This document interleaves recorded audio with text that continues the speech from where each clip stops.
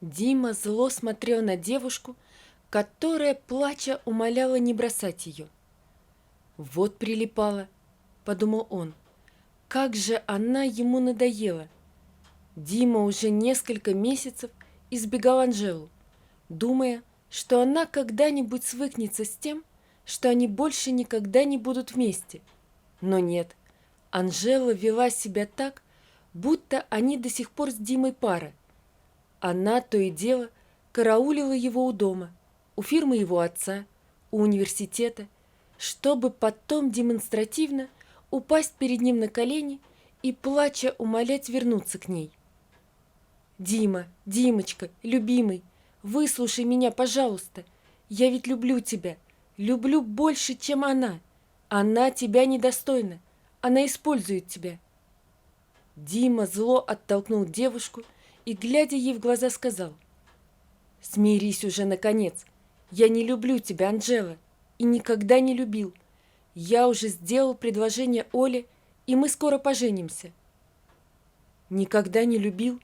А как же твои обещания там, в горах, куда мы ездили отдыхать все вместе, а на дне рождения у Маши?» «Я был пьян, а пьяные, как известно...» Тут Дима не успел договорить, как девушка набросилась на него с поцелуями, и ему, чтобы остудить пыл бывшей возлюбленной, даже пришлось дать ей пощечину. «Никогда больше так не делай. Я не хочу, чтобы из-за тебя у меня с Олей были проблемы. Я женюсь на ней и точка. А ты, будь добра, забудь обо мне. Забудь о наших с тобой отношениях. Единственное, что я могу тебе предложить, это остаться друзьями. Только друзьями. Слышишь?» «Я не могу. Я не хочу. Ты должен быть моим. Я буду хорошей женой. Вот увидишь. Только дай мне шанс. Один лишь маленький шанс. А хочешь, я могу тебе даже машину купить. Ты же мечтал о новом внедорожнике, а отец тебе не покупал». «Анжела, не нужен мне внедорожник. Да и отец мне все равно его купил бы рано или поздно. Все, пока. У меня больше нет времени. Я спешу». Пока девушка стояла в оцепенении, не зная, что сказать, Дима быстро прошмыгнул мимо нее и зашел в элитный жилой комплекс, где у него с отцом была большая квартира. Отец сразу заметил, что сын как-то неестественно возбужден, поэтому вопросительно посмотрел на него. «Что-то случилось?» «Нет, с чего ты взял?» «Ты какой-то взвинченный. Надеюсь, ты не поссорился с невестой?» «Нет, папа, у нас все нормально. Не переживай». «Ну и хорошо. Я рад, что ты наконец-то одумался и принял верное решение остепениться и жениться на дочери уважаемого человека». Дима и вправду сильно изменился после знакомства с Олей. Если раньше он был завсегдатаем ночных клубов и всевозможных молодежных тусовок, то теперь время от времени, после занятий в университете, проводит свободное время в офисе отца, как говорится, входит в курс дела.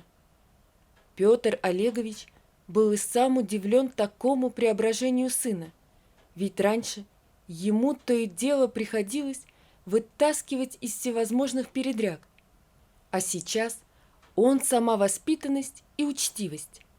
Девушку правильную выбрал, а не из тех размалеванных красоток, которые его все время окружали. Фирмой вон интересуется.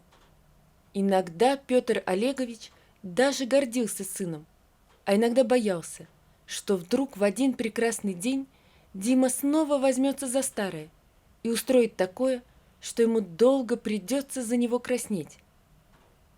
Дима же ничего больше не хотел менять в своей жизни. Его все устраивало. Ему нравилась должность, которую пообещал ему отец, когда он окончит университет.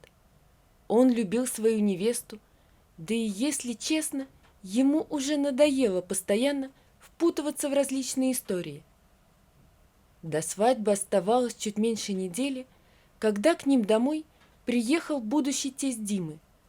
Мужчина был вне себя от ярости, Он бросил на стол флешку и заявил, что его дочь никогда не станет женой человека, который ведет аморальный образ жизни.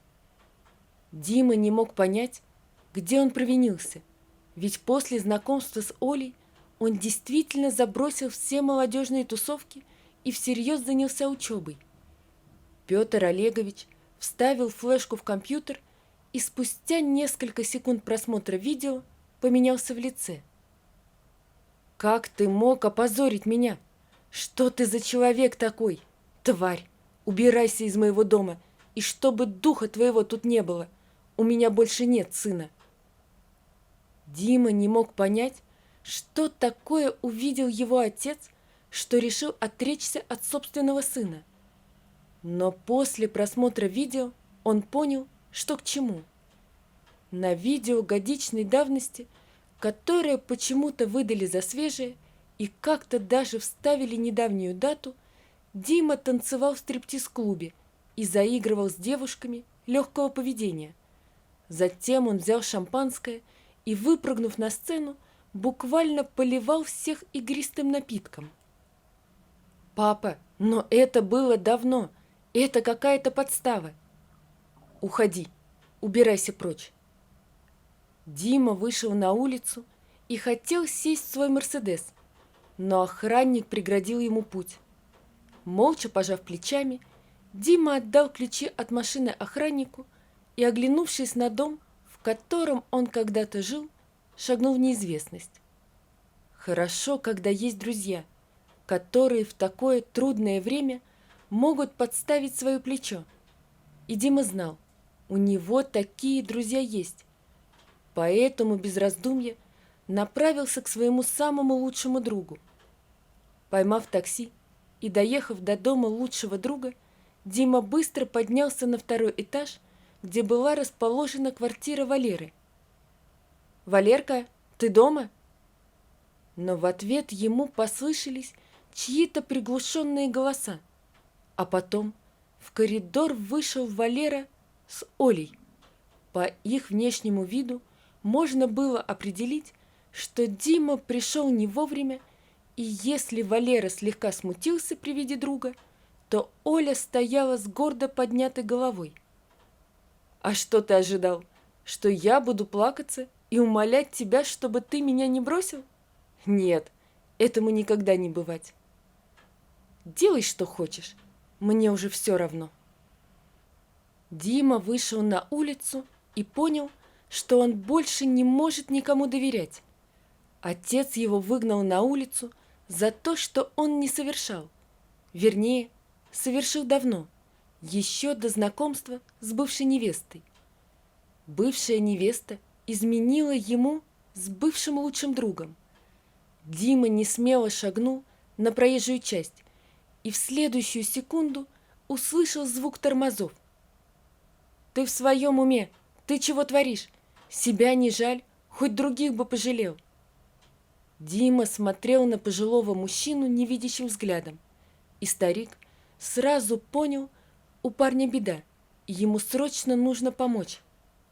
«Ну, пошли, пошли, родимый, сейчас поедем домой, и ты мне все расскажешь». Дима не помнил, сколько они ехали, да и ему было все равно. Главное, он был сейчас не один, с ним был человек, который обещал ему помочь. Ну, или на худой конец выслушать его. Поздним вечером они доехали до какого-то населенного пункта, и в сумерках Дима успел разглядеть бревенчатый домик и деревянный забор. Не хоромы, к коим ты привык, но зато крыша над головой. Дима удивлялся, насколько этот пожилой мужчина наперед чувствовал, что думал Дима или хотел у него спросить. А старик тем временем, усадив гостя в гостиной, прошел в комнату и с кем-то разговаривал. «Ну что же, знакомься, моя внучка Танечка. Тоже, как и ты, когда-то сиганула под автомобиль. Вот и результат. Теперь до конца жизни останется калекой». Дима смотрел на девушку, которая, несмотря на инвалидность, держалась молодцом и мило улыбалась. «Дед, ну ты чего? Все же хорошо, я жива. А то, что я в инвалидном кресле, это же ничего не значит. Я дистанционно в университете учусь и по дому успеваю».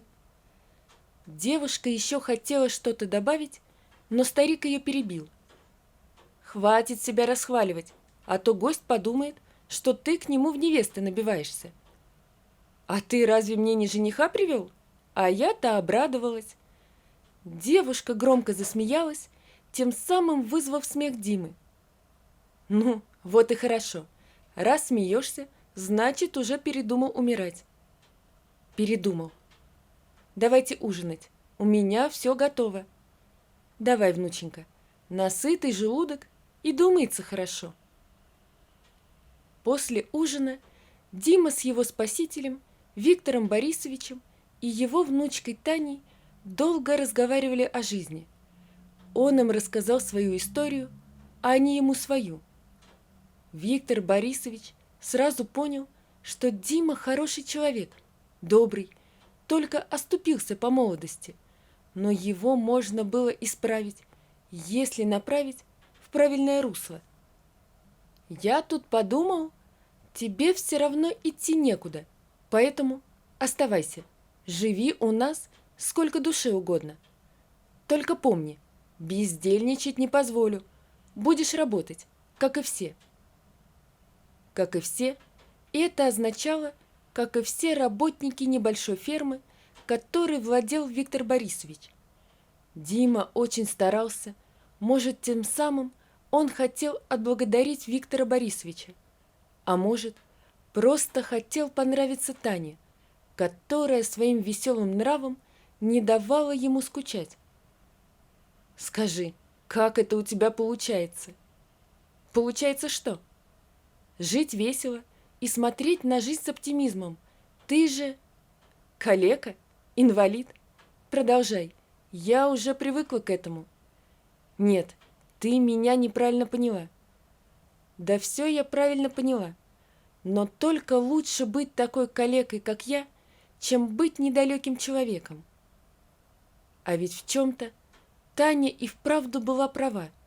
Дима был именно таким человеком. Он был самым настоящим, недалеким человеком. Он вытворял такое, что никакой нормальный человек никогда не сделал бы. И хотя сейчас он сильно в этом раскаивается, все равно прошлое не вернуть. Но он постарается сделать все возможное, чтобы все исправить. Он докажет себе и всем, что он не тот, что был раньше, что он сильно изменился, и теперь он совершенно другой человек.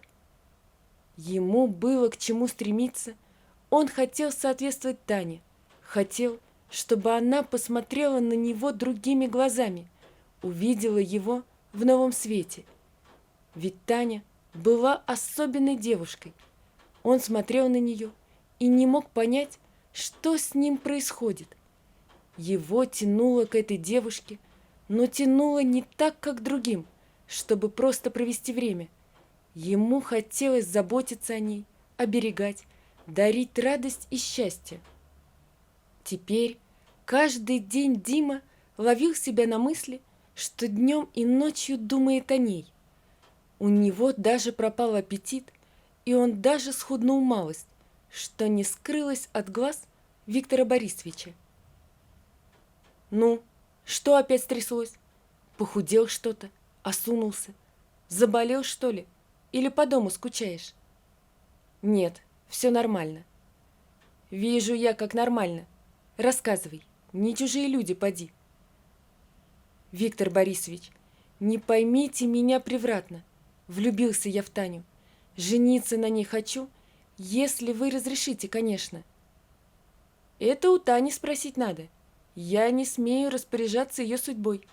Но если обидишь внучку, придушу собственными руками».